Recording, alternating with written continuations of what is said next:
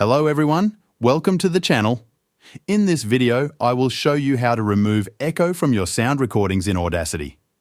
First, I'm going to open my sample echo file. Go to File, then Open and select your file. Here is my sample. I'll play it back to show you what it sounds like with the echo. This is an audio sample with echo. Now, let's proceed with removing the echo.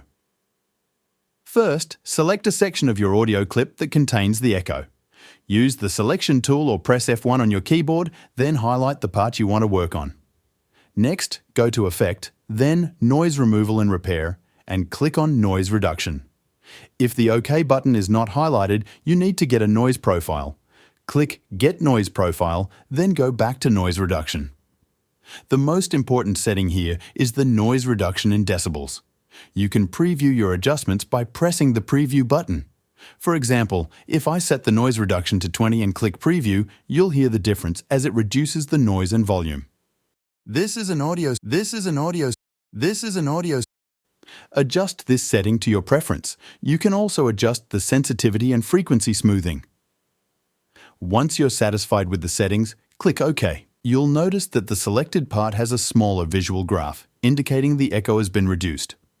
After finding the optimal settings, select the entire clip by clicking the grey section to the left. This highlights the whole track. Go back to Effect and choose Repeat Noise Reduction. The noise reduction settings you applied earlier will now be applied to the entire clip. When you're done, go to File, then Export, and choose Export Audio. Select your file name, location, and format. You can also adjust the audio options for quality. Click Export to save your file.